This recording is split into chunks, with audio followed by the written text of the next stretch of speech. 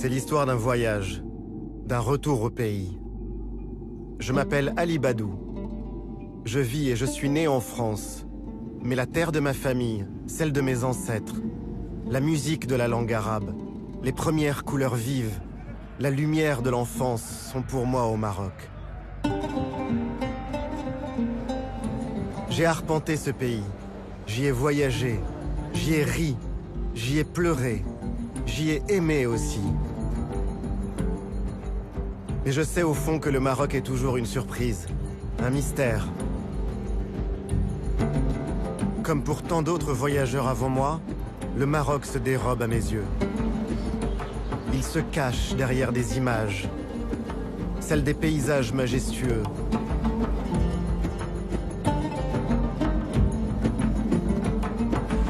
Celles des ruelles, des médinas. Vous y avez marché, moi aussi.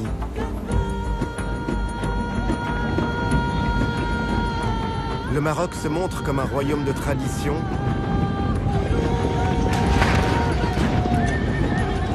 C'est aussi un pays entré de plein pied dans la modernité.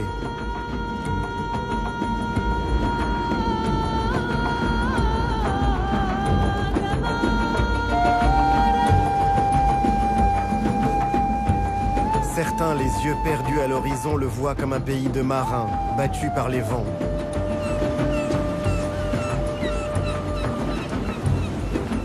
D'autres, au contraire, ont cru trouver la vérité du Maroc dans les montagnes et les vallées de l'Atlas.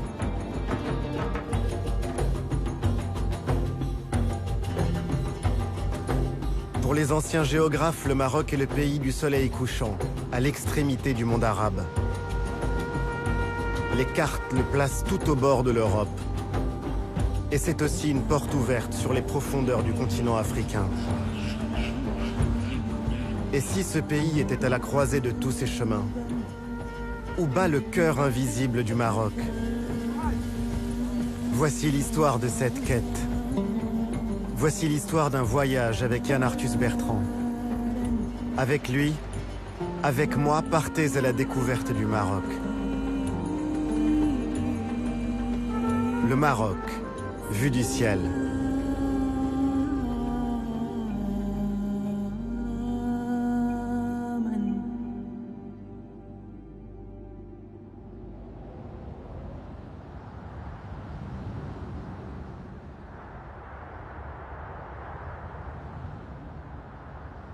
Par quoi commencer? Pourquoi pas par là où tout a commencé, loin de la mer, sur ces falaises du massif du Zarhoun qui bordent le sud du Rif, là où le Maroc est né.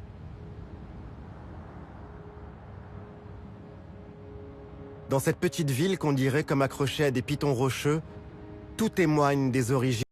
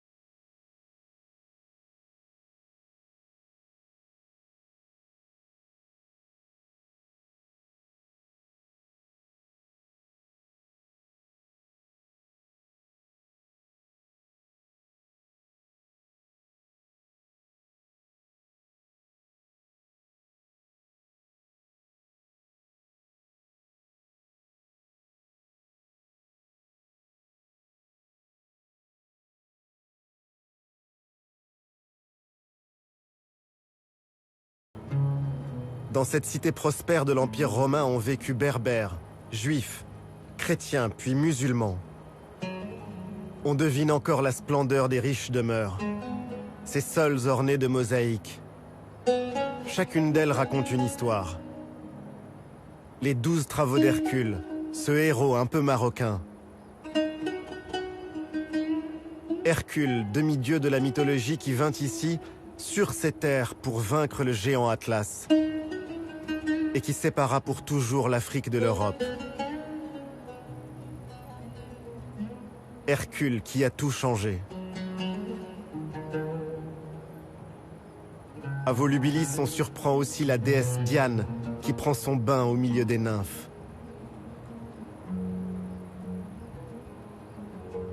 Ces ruines disent encore les croyances qui se superposent. Des dieux de la mythologie aux vestiges d'une basilique chrétienne.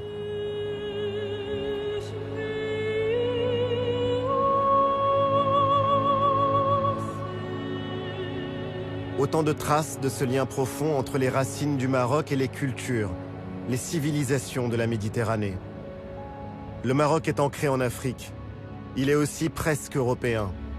Car avant tout, le Maroc est profondément méditerranéen.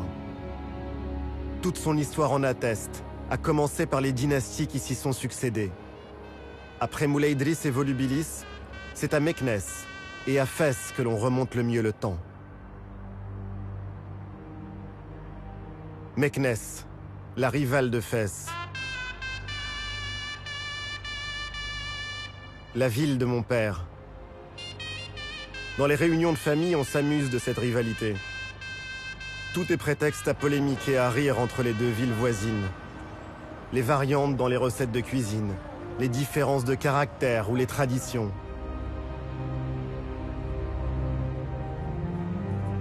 Meknès, cité impériale. L'ancienne capitale d'un royaume qui s'étendait de la Méditerranée aux rives du fleuve Sénégal.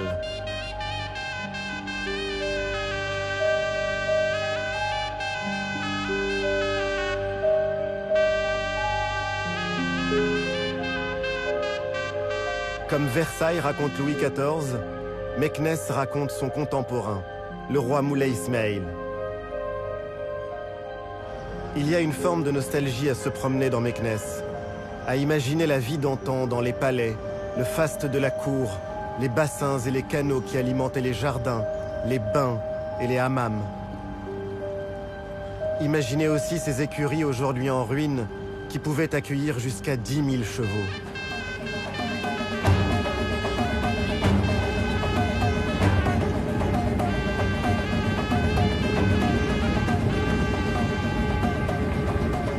Ce fut comme une apparition. J'ai vu une charge de cavalerie filant vers un ennemi imaginaire. Une fantasia. Les groupes de cavaliers portent toujours les noms des anciennes ethnies. Les Zmour, les Aer, les Rhamna.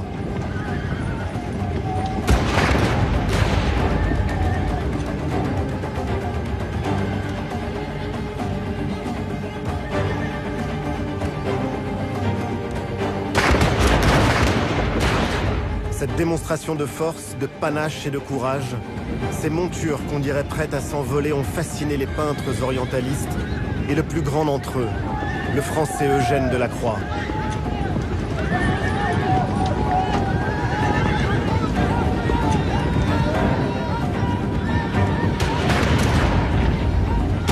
La fantasia n'est pas la guerre, mais un jeu, qu'on appelle aussi le jeu de la poudre.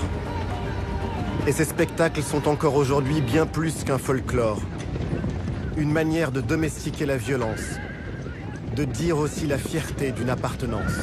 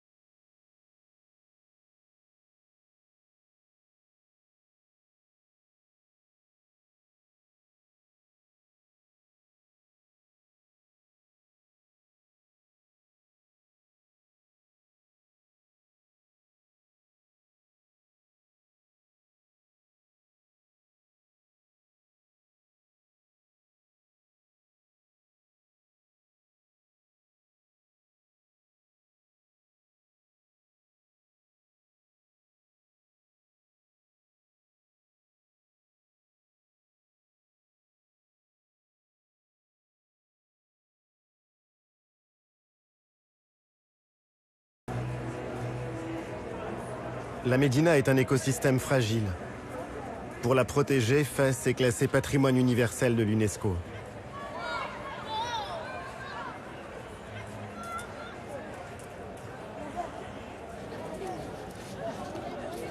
Depuis quelques années, la vieille ville de Fès renaît. Ses monuments, ses maisons sont restaurés. Les habitants ont retrouvé la fierté d'y vivre. La Médina a été sauvée. Ses traditions aussi. Comme le travail de ces tanneurs au milieu de cuves parfois centenaires. Un travail dur, épuisant.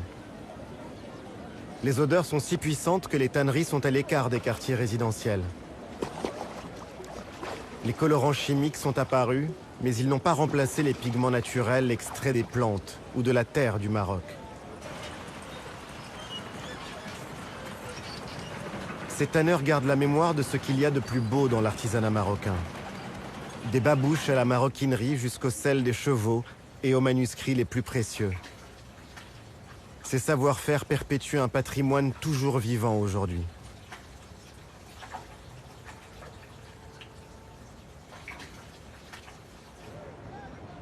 Fès est le modèle de la ville au Maroc. À tel point que pour désigner Fès, il suffisait à ses habitants de dire El Medina, la ville. Ville qui est comme un microcosme de l'identité.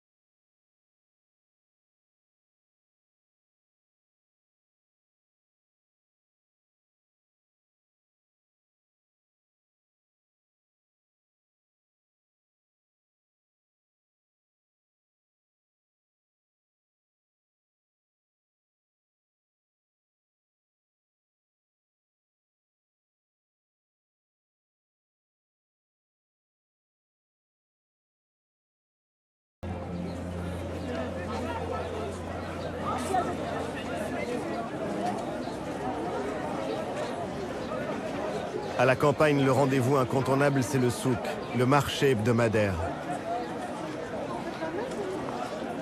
Même à l'heure du téléphone portable et d'Internet, le souk est en lui-même un vrai réseau social. On y vient bien sûr prendre des nouvelles des proches. On y parle de la pluie qu'on attend, qu'on espère. La pluie, absolument déterminante dans un pays toujours exposé à la sécheresse. C'est elle qui remplit ou qui vide les étals dans les marchés. C'est elle qui décide de la pénurie ou de la prospérité.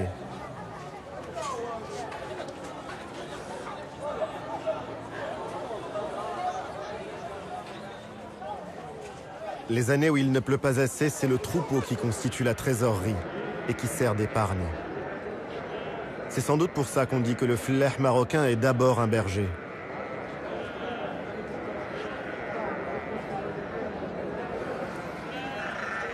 Longtemps, servir à ses invités de marque une autre viande que l'agneau était une offense. Bien sûr, les choses ont changé, mais le méchoui reste incontournable pour les cérémonies et pour les fêtes.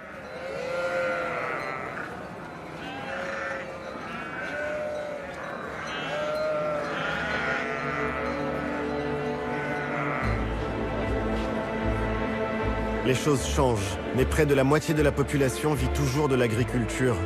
Et il faut nourrir 35 millions de Marocains.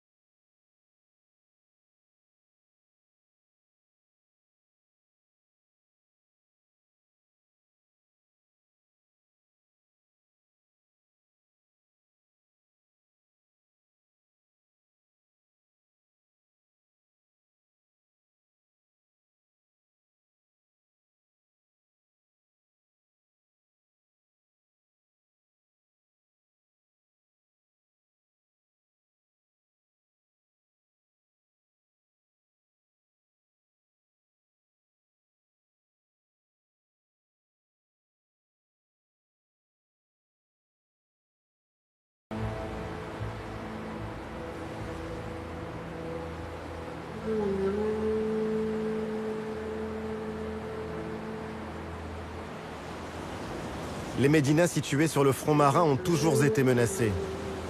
Il faut dire qu'au bord de l'océan, l'ennemi venait du large. Les remparts comme ceux d'Assila racontent ces heures de l'histoire où il fallait constamment se préparer à être attaqué, pilonné depuis la mer. Ça faisait partie de la vie.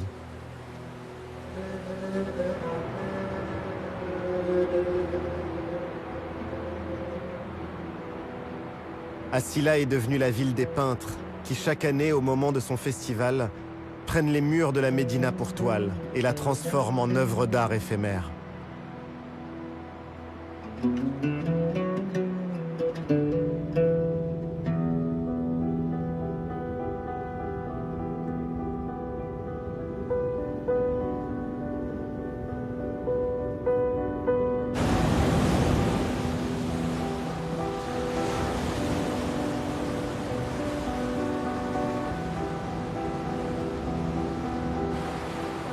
Domestiquer la mer et vivre avec, chercher à la vaincre.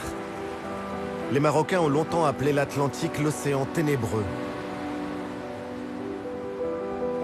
3000 kilomètres de façade sur l'océan et au Maroc la vie, la poésie, la tradition, la sagesse populaire et même la sainteté ont souvent un rapport à la mer.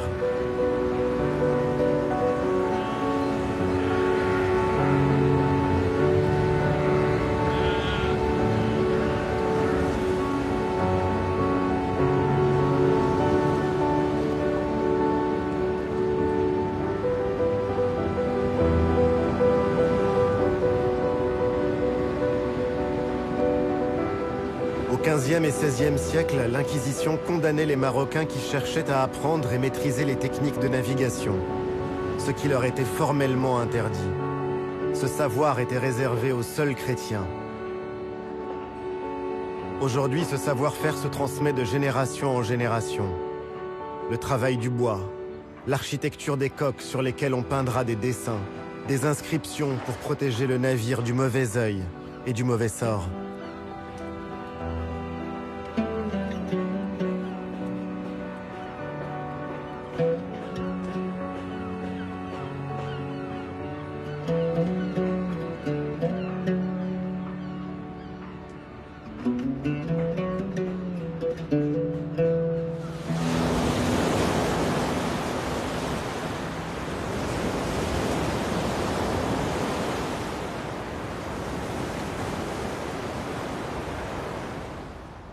J'ai vu Rabat comme je ne l'avais jamais vu. J'ai marché dans les ruelles peintes de chaux blanches et bleues des Oudayas.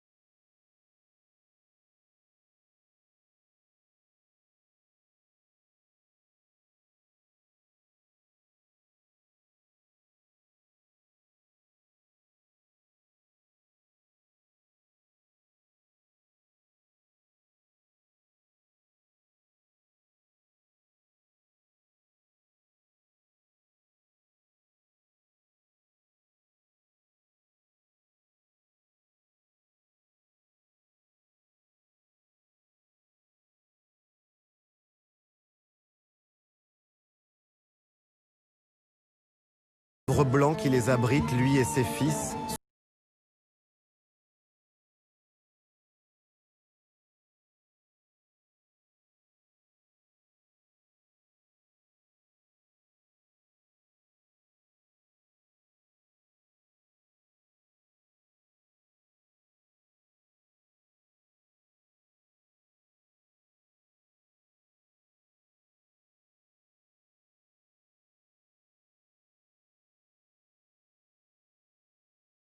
sur les tombes des miens au grand.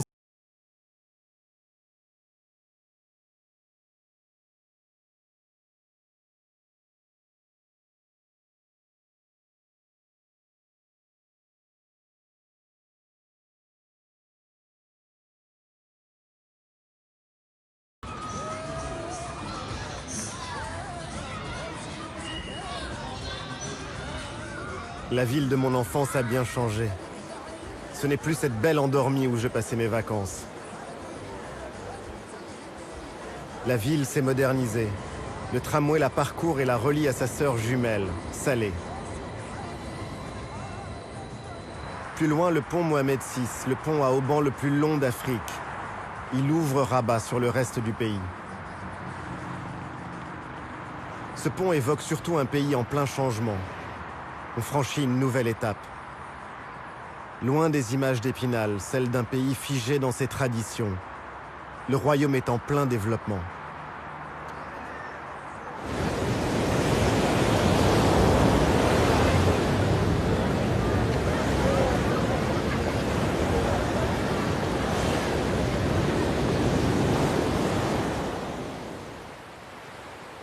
Sur la route de Casablanca, la plage de Bouznéka. Les riches Casablancais y ont des maisons d'été, imposantes, luxueuses. Ces grandes villas ont remplacé les cabanons de bois qui dataient pour certains du protectorat. On en trouve encore quelques-uns dans la baie voisine de Dahomey. Ils sont exposés à l'érosion et aux marées.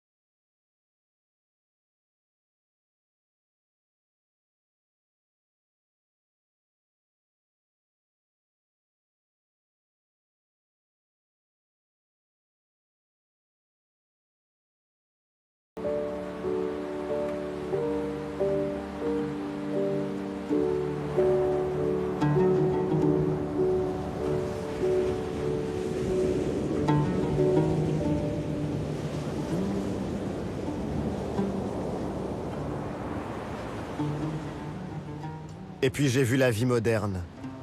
À Casablanca, une ville qui est le laboratoire du Maroc à venir. Les nouveaux modes de vie, les nouveaux métiers, les nouvelles relations sociales, tout ça s'invente ici, dans cette métropole qui n'arrête pas de changer.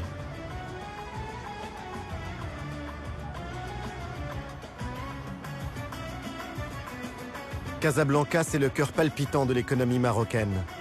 Avec 4 millions d'habitants, c'est aussi la ville la plus peuplée du Maghreb.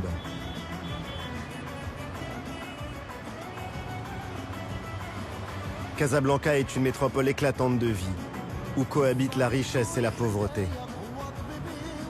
Une ville jeune, à l'image du pays dont un quart de la population a moins de 15 ans.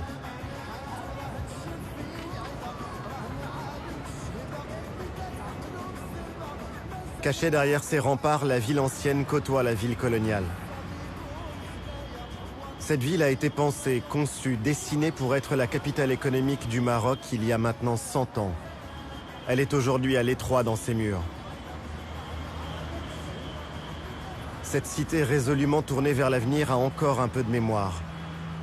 Ces monuments art nouveau ou art déco, comme l'église du Sacré-Cœur, convertie en salle d'exposition.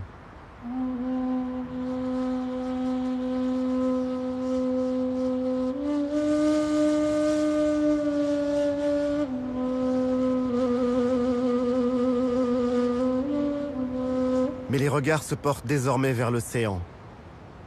La fierté des Casablancais, c'est une mosquée. Posée sur la mer, la mosquée Hassan II. C'est l'une des seules mosquées du Maroc ouvertes aux non-musulmans. Avec son minaret de 200 mètres, c'est le monument religieux le plus haut du monde.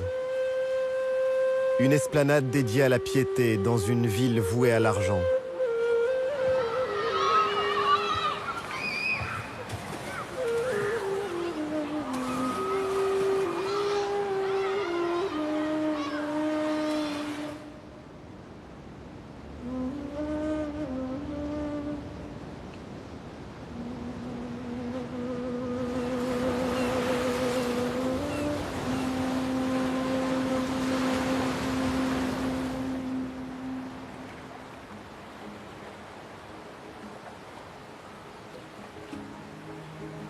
Les pêcheurs, ce peuple de la mer qui est aussi le peuple de la nuit et du petit matin. Ces hommes vivent au rythme des saisons et des migrations des bancs de poissons.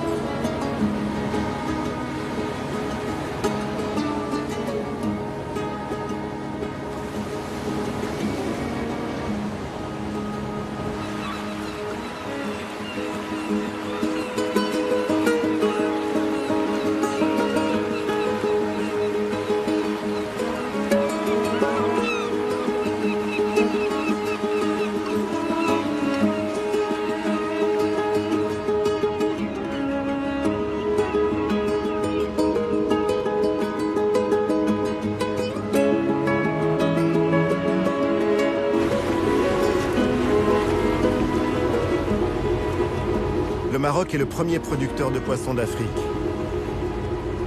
La pêche est aujourd'hui l'une des principales ressources du pays. Elle emploie plus de 300 000 personnes. Elle est à l'image du Maroc, diversifiée, à la fois artisanale mais aussi industrielle. Pajot, dorade, sard, sardines, merlus, poulpes. La plupart des poissons pêchés se retrouveront dans les marchés et les assiettes d'Europe jusqu'à l'Asie du Sud-Est et au Japon.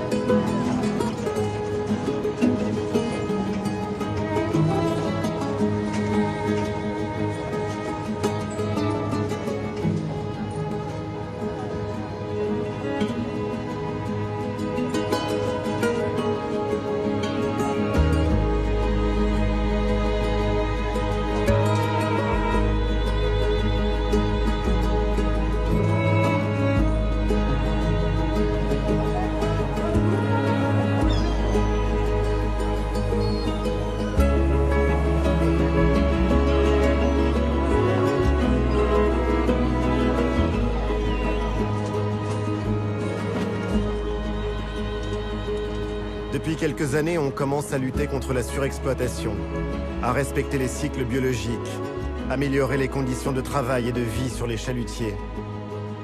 Mais la concurrence est rude. Le monde entier vient pêcher au large du Maroc.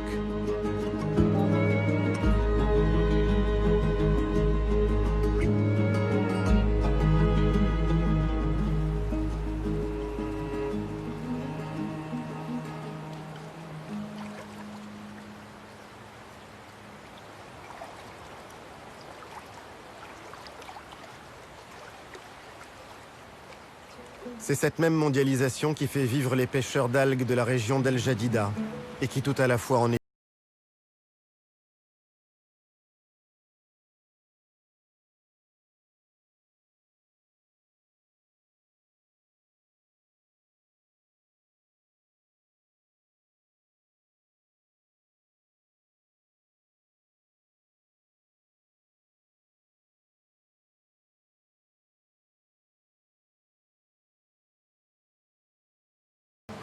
Ramassées, séchées au soleil, ces algues sont utilisées dans l'industrie pharmaceutique ou cosmétique.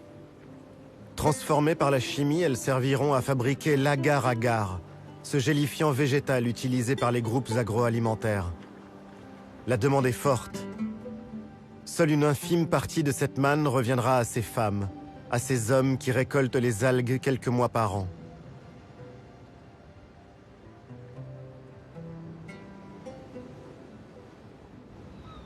Et puis faisant cap toujours au sud, j'ai senti les vents alizés et j'ai retrouvé l'un des joyaux de l'Atlantique, Essaouira.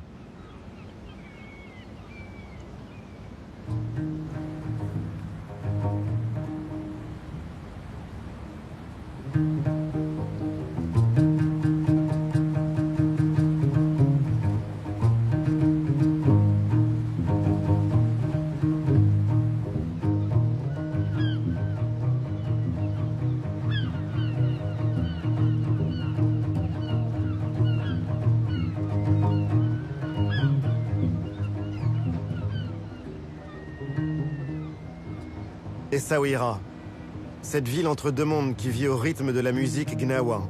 Cette fusion enivrante et unique des cultures, des sons, des rythmes des deux rives du Sahara.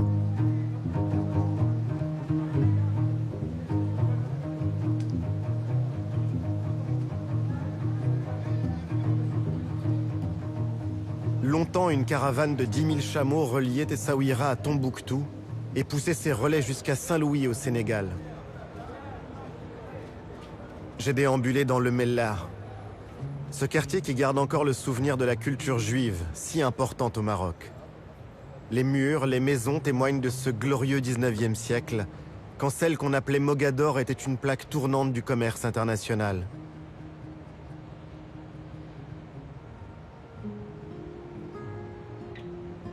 L'or, les tissus, les plumes d'autruche pour les parures des grandes dames d'Europe, les esclaves aussi. Les hommes comme les marchandises passaient par ces rues et peut-être même par ces portes pour se retrouver aux États-Unis, en Italie, à Amsterdam ou encore à Londres. À l'époque, les Juifs étaient les protégés du sultan et les marchands du monde entier y étaient représentés.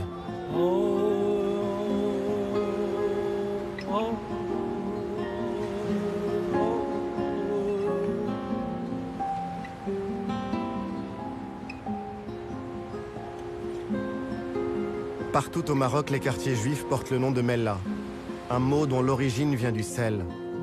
Certaines activités de salaison et de conservation ont longtemps été réservées aux juifs marocains.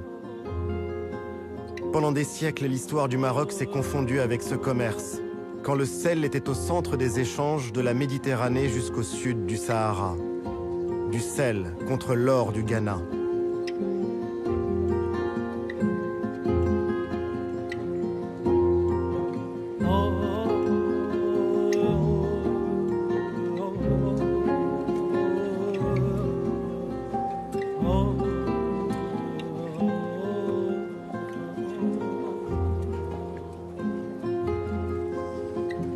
J'ai voulu voir le rude travail des sauniers, ces hommes qui travaillent pieds nus pour ne pas abîmer les digues des marais. Je me dis que ces différentes scènes, toutes ces strates ne disent qu'une seule et même histoire. celle d'un pays qui s'est inventé au carrefour de grandes routes commerciales. Le sel marque bel et bien une étape dans ce voyage. Cette fois, la Méditerranée s'éloigne pour de bon. Le sel et la brise des Saouira annoncent l'Afrique.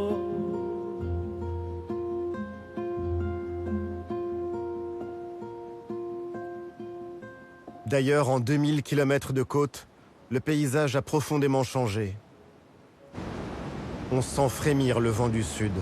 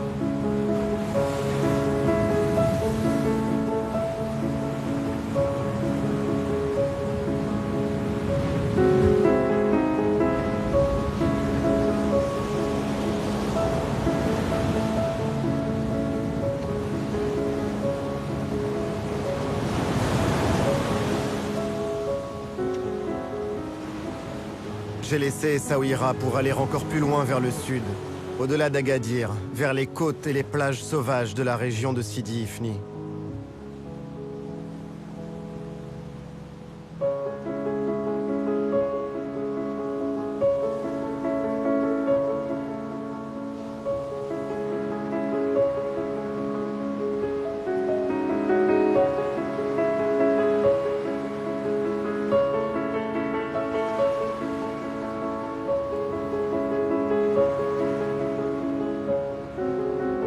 Contempler encore une fois les arches de l'Exila. L'arche que l'on voit n'existe déjà plus, emportée par l'érosion. Le monument naturel s'est écroulé.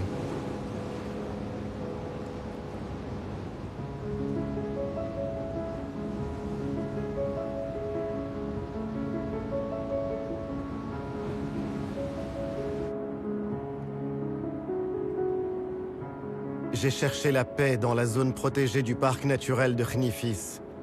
Un panorama unique où se croisent l'océan, le désert et la lagune.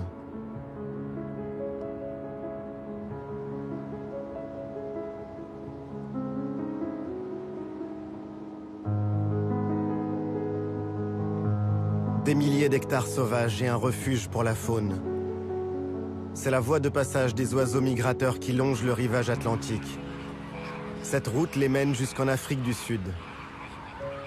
Ce littoral fut aussi un repère pour les hommes. Khnifis était une étape sur la route de l'aéropostale. Mermoz, Saint-Exupéry suivaient la côte pour ne pas se perdre. C'était alors leur seule chance de franchir le désert.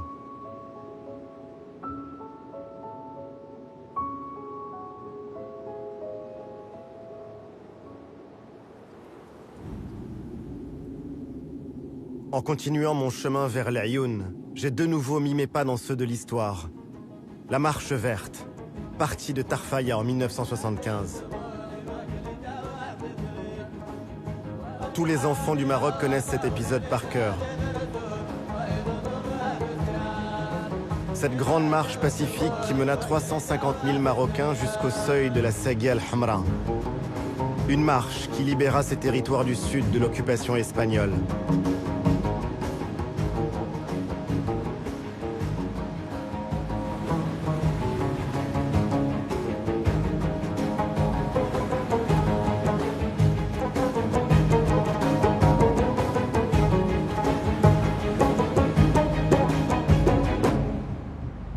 L'Ayoun a connu ces dernières décennies un développement fulgurant.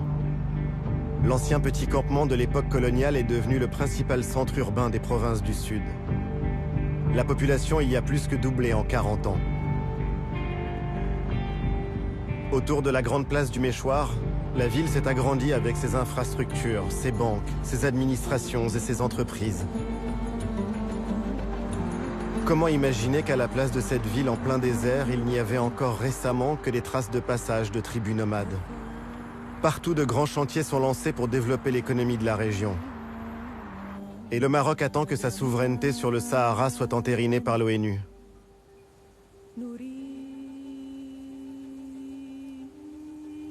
Parmi les bouleversements les plus spectaculaires survenus depuis une dizaine d'années, les paysages ont changé, transformés par l'agriculture. Des serres de tomates dessinent une nouvelle géométrie des terres agricoles des régions d'Agadir ou de Dakhla.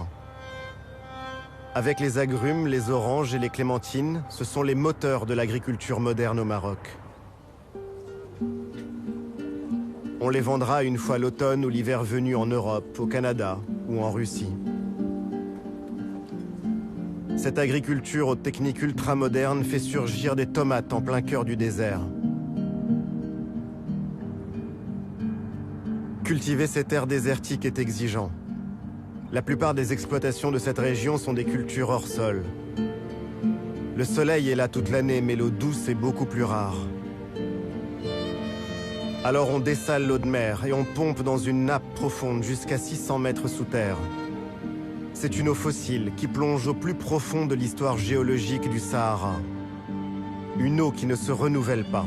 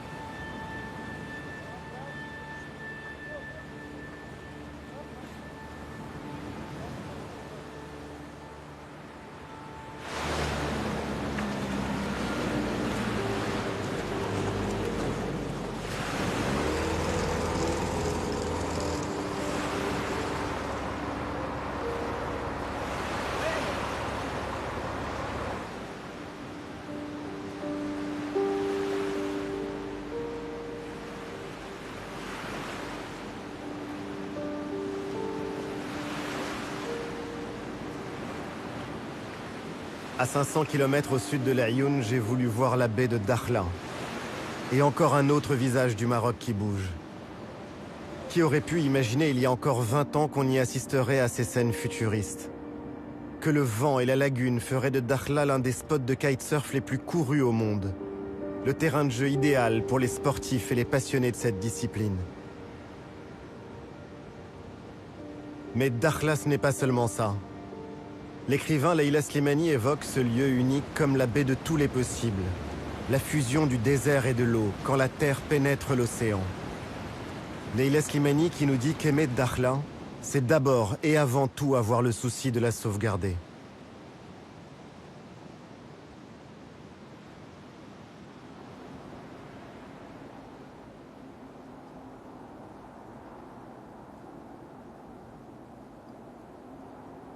J'ai quitté Dakhla pour remonter vers les montagnes. Je suis au bout de ma route atlantique. Et je vais maintenant prendre un cap bien différent. Je veux remonter dans les vallées et les contreforts de l'Atlas, toujours à la recherche du cœur du pays. Vers le village d'Amtouddi, puis la vallée d'une Fis dans le lit de cette rivière sur la route de Marrakech.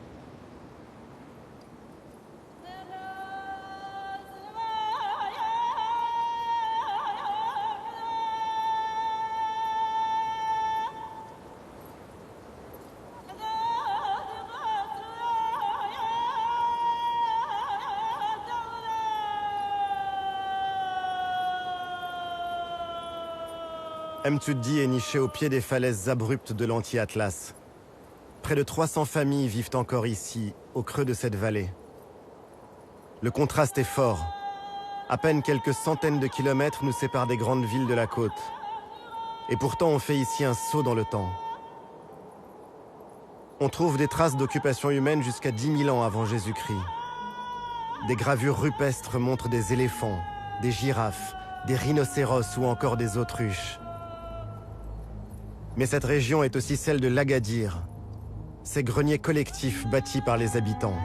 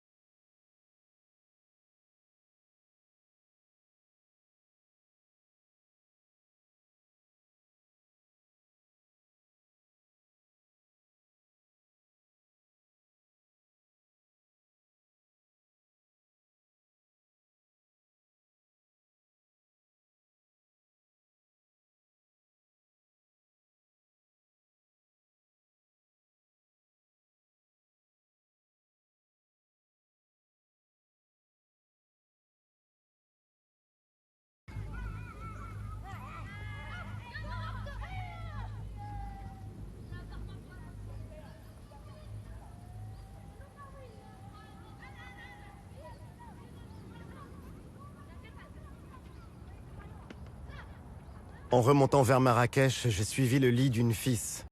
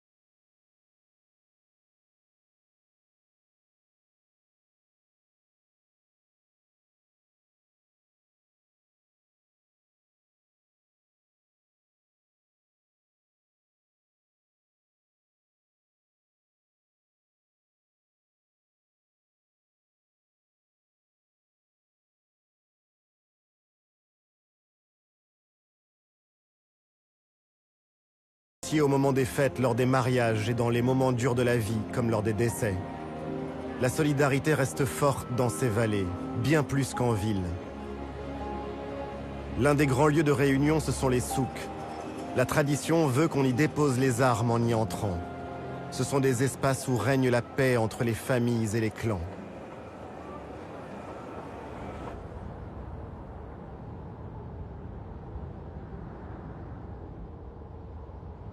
Toute cette vie dans les vallées et les montagnes n'existerait pas sans eau. L'eau est si précieuse qu'on a appris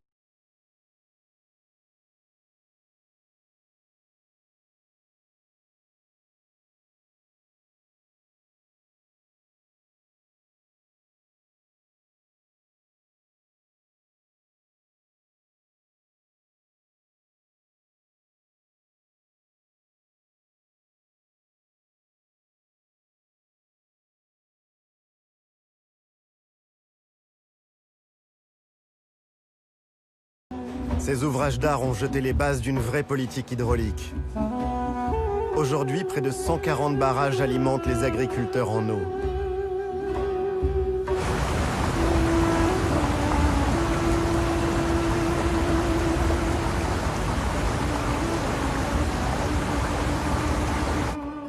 De ce souci de l'eau est né un art, un savoir-faire qui a donné naissance à de remarquables bassins.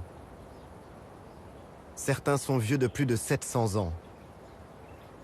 Le bassin de la Ménara est alimenté par un système hydraulique. Il achemine l'eau depuis les montagnes, à 30 km environ de la ville de Marrakech.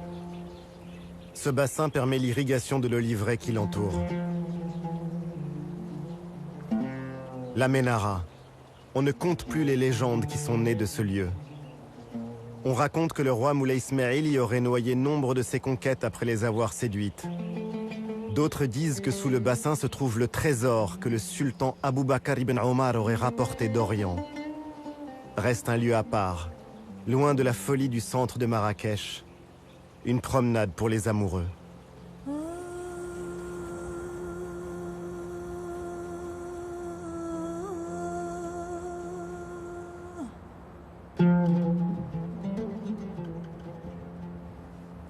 Marrakech a été fondée au XIe siècle par une femme, Zine ibn Fzawiya, l'épouse du roi Youssef ibn Teshfin qui rêve de conquête. Son mari parti en guerre, Zine ibn Fzawiya s'établit dans cette palmeraie au pied de l'Atlas. C'est elle qui en conçoit les tracés et qui administre ce qui est rapidement devenu une cité prospère.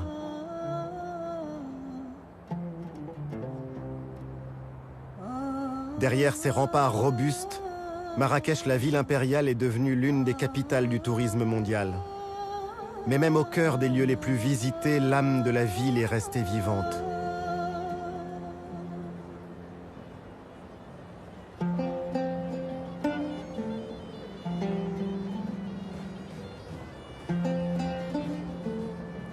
La place Jemaa el-Fna reste une scène de spectacle à ciel ouvert.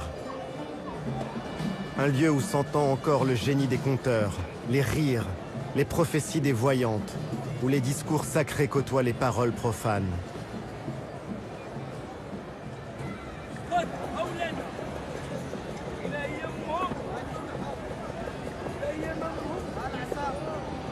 Jemaa el-Fna garde le souvenir de ce temps où le réel et l'imaginaire se confondaient.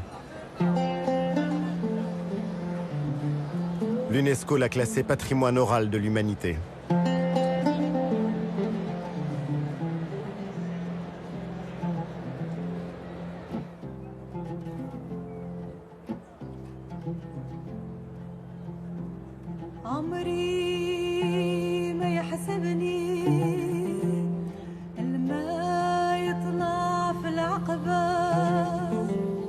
Cette âme de Marrakech, on la retrouve encore en flânant dans les jardins Majorelle, du nom de ce peintre français tombé amoureux du Maroc.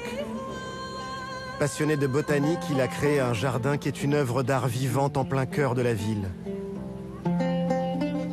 Il a aussi créé le bleu qui porte depuis son nom. Ce bleu outre-mer en écho au ciel de Marrakech.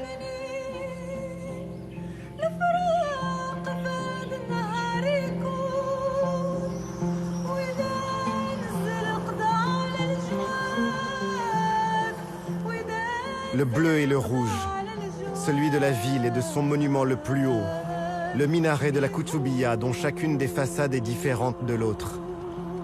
Il veille sur Marrakech depuis le XIIe siècle.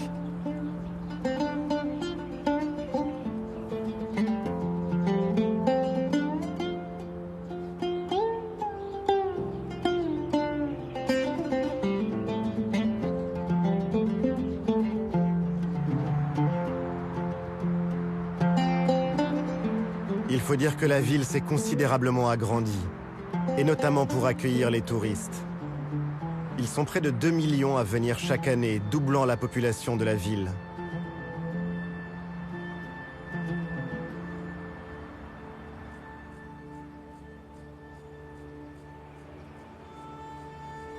Beaucoup font le voyage et viennent à Marrakech pour jouer au golf. C'est une chance pour l'économie en même temps qu'un pari écologique délicat, car cette ville aux portes du désert est mise au défi de l'eau.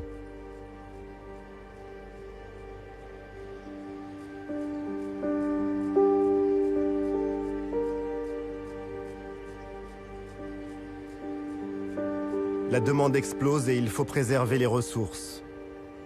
Depuis peu, on cherche à maîtriser ce qui peut l'être. Certains golfs sont arrosés avec des eaux usées.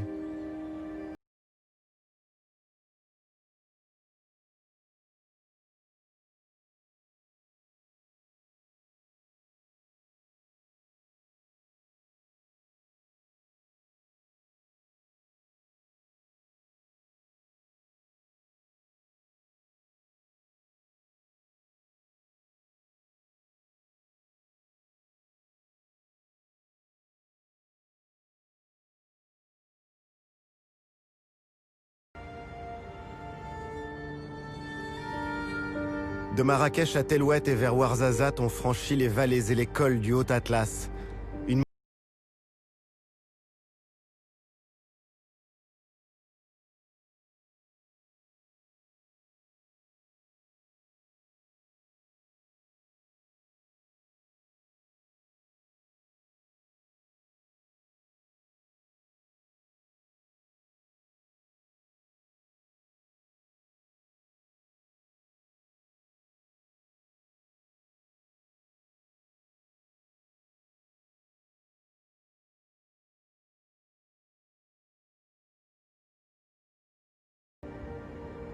L'Atlas est une muraille, une clé de voûte, un château d'eau, et pour d'autres plus poètes, c'est le cœur invisible du Maroc.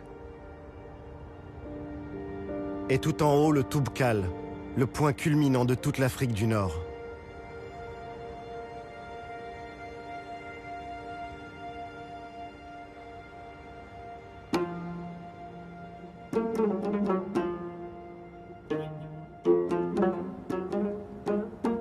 L'histoire de l'Atlas, c'est aussi celle d'un refuge.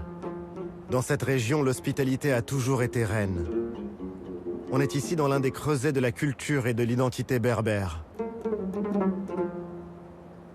Aujourd'hui, les langues et les traditions de ces terres sont reconnues et enseignées.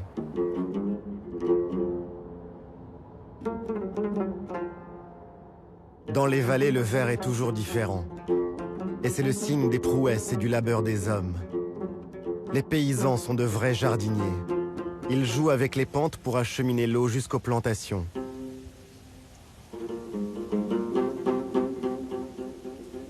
Depuis l'âge de bronze, on cultive la rose en Méditerranée.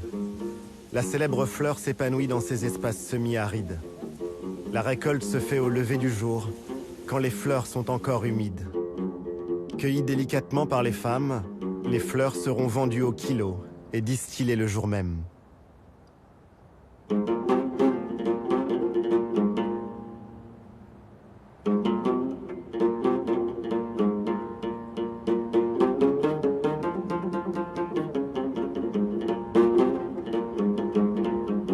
Certains villages construits en pisé sont abandonnés. De nombreux jeunes quittent la campagne pour aller chercher meilleure fortune ailleurs.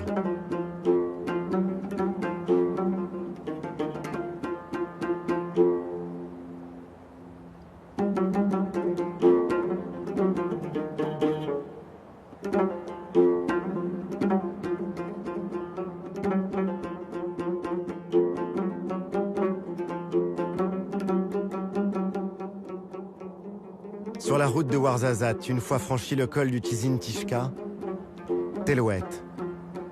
Pendant des siècles, ce fut le passage obligé du commerce entre Marrakech et le sud de l'Afrique. Le fief du Glaoui, l'ancien pacha de Marrakech. Thamil Glaoui, passé au service des Français, et qui paya cher sa trahison. Si le roi Mohamed V lui a pardonné, la Casbah est laissée à l'abandon depuis l'indépendance.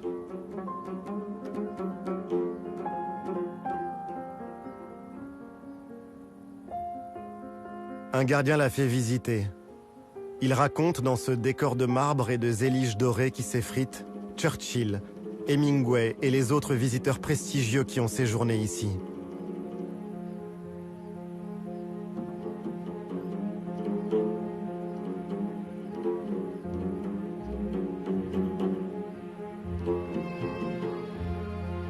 S'y promener, c'est réfléchir sur le pouvoir. Les grands caïds du 19e siècle voulaient vivre comme des sultans. Mais leur pouvoir était friable, à l'image de leur Casbah.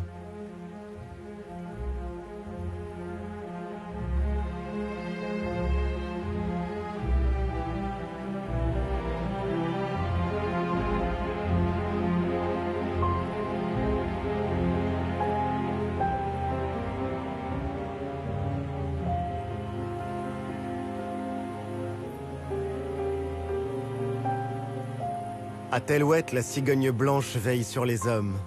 Elle n'est pas chassée. La croyance populaire la considère comme un porte-bonheur et un oiseau sacré. La légende y voit un religieux avec sa djellaba blanche et son burnous noir. Aux enfants, on raconte que Dieu a transformé cet homme en cigogne parce qu'il avait mangé pendant le mois sacré de Ramadan.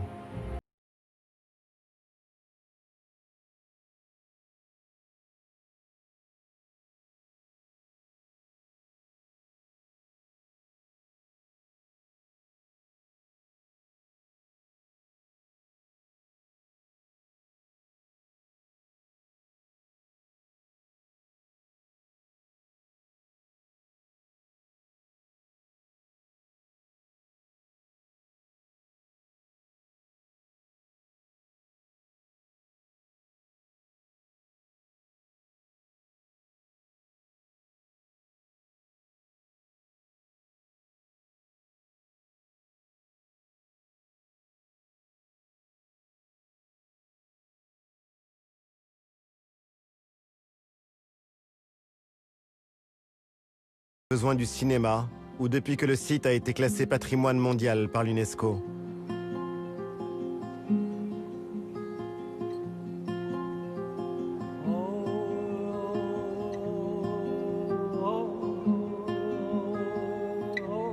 Ces terres sont aussi celles de la civilisation du palmier.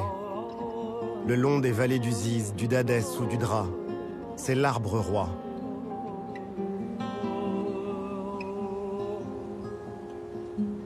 Chacun d'entre eux peut produire 30 à 100 kilos de dattes selon les années. Mais l'arbre est menacé. 2/3 des palmiers dattiers ont été décimés par la maladie du bayoud.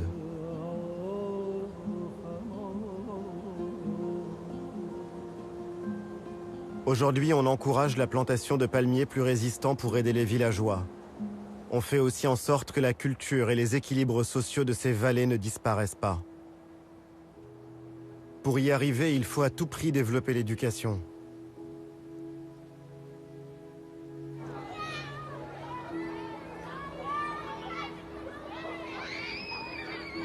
Et dans un pays où 40% de la population vit dans les campagnes, cela veut dire fournir l'accès à la scolarité même dans les régions les plus enclavées.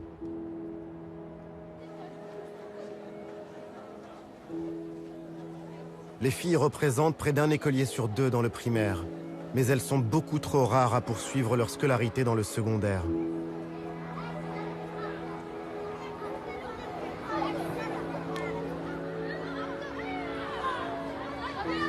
C'est à l'école, c'est dans la loi, dans les têtes aussi évidemment que se jouera l'émancipation des femmes marocaines.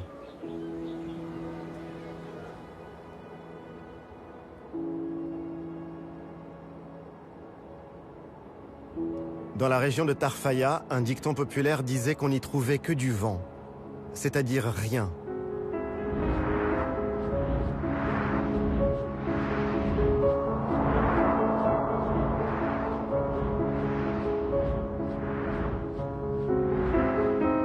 Aujourd'hui, ce rien est une richesse. C'est lui qui fait tourner les éoliennes dans tout le pays.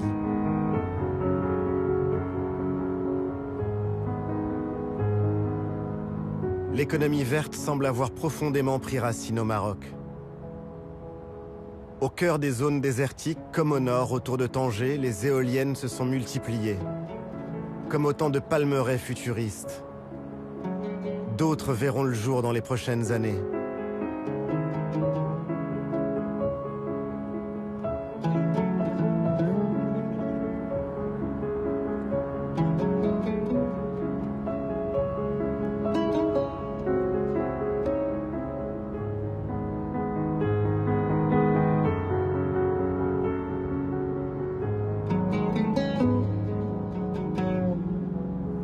Mais l'image la plus spectaculaire de cette transition énergétique, c'est celle de la centrale solaire Noor, près de Ouarzazate. Noor, ça veut dire la lumière en arabe. D'ici 2020, Noor déploiera ses miroirs sur des milliers d'hectares, l'équivalent de 3500 terrains de football, ce qui en fera l'une des plus grandes centrales solaires au monde. La ressource est inépuisable.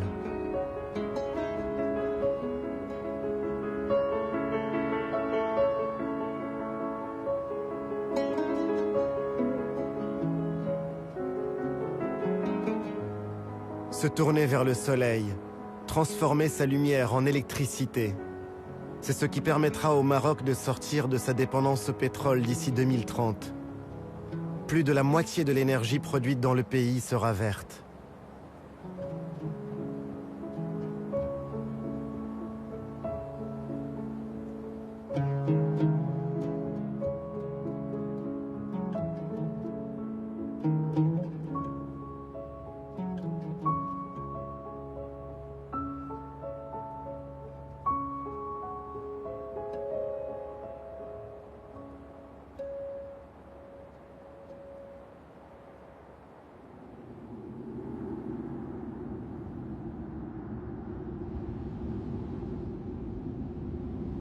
Après Nour commence le désert. L'immensité du Sahara est là, aux portes du Maroc, avec les dunes de Merzouga. Certaines culminent à 250 mètres.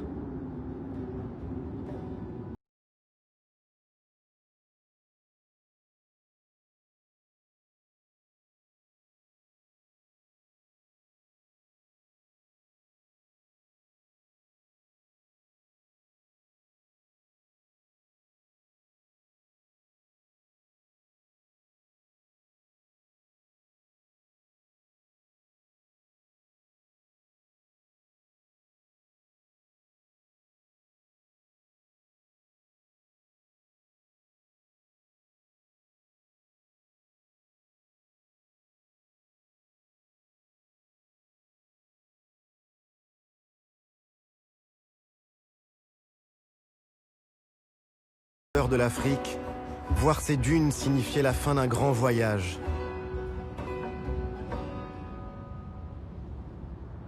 Merzouga annonçait le Maroc, un autre monde, cosmopolite, celui de la Méditerranée. Tout nous ramène finalement à cette mer Méditerranée, et plus encore à cette ville au contact de l'Afrique et de l'Europe que l'on appelle Tanger. De Rabat, Salé la Corsaire, à Fès l'arabo-andalouse ou Marrakech la déjà africaine, le Maroc est à la croisée de tant de routes.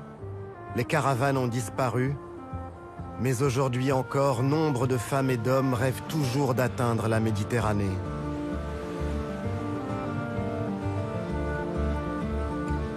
Cette Méditerranée dont les vagues dessinent et sculptent la côte. La Méditerranée, un temps délaissé qui revient à la vie.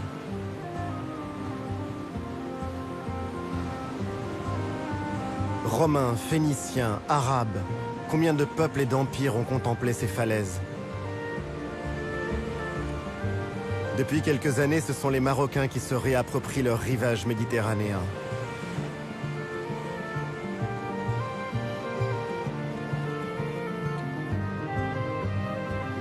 Les classes moyennes vont à la mer. Chaque été, ce sont aussi les travailleurs immigrés qui reviennent d'Europe pour les vacances avec leurs familles.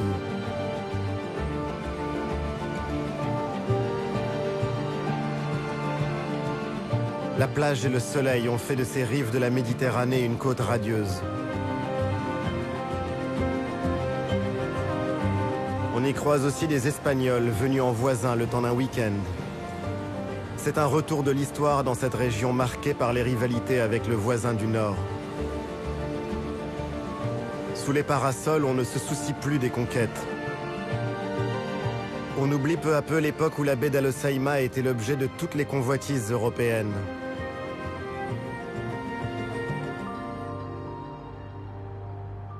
Dans l'arrière-pays, ces histoires croisées entre les deux rives ont donné naissance à une ville bleue, Chefchaouen, une cité construite par les musulmans et les juifs chassés d'Espagne au XVe siècle par la Reconquista.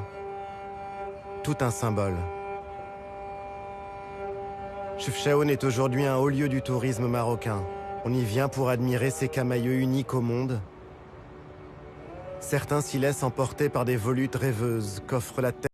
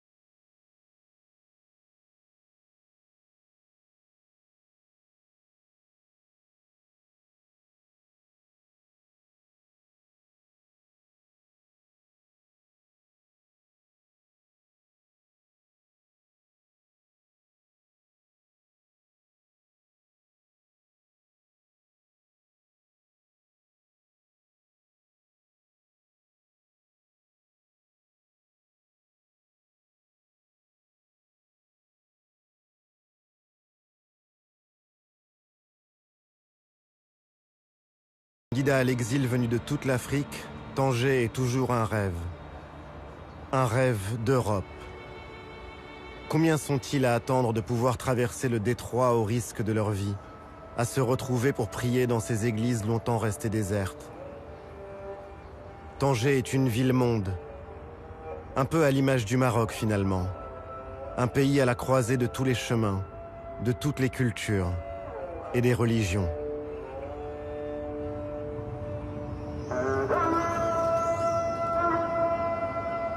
Dans les djellabas de couleur de ces femmes, j'ai vu comme une évocation de la cohabitation des cultures et de la fraternité. L'islam ouvert et tolérant du Maroc.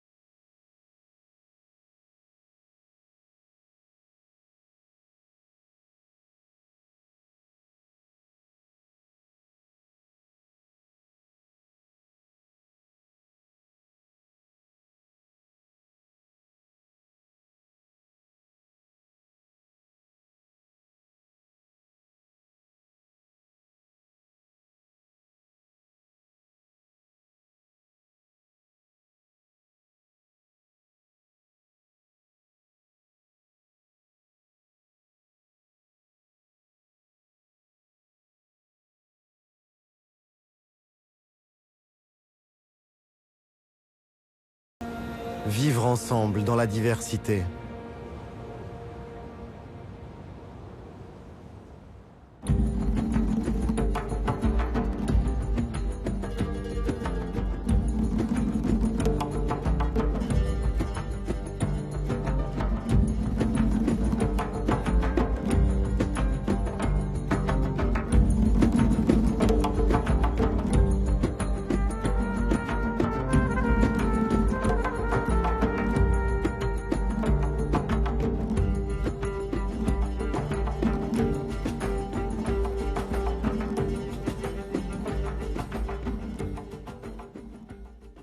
Attention, canicule. Pour éviter le coup de chaleur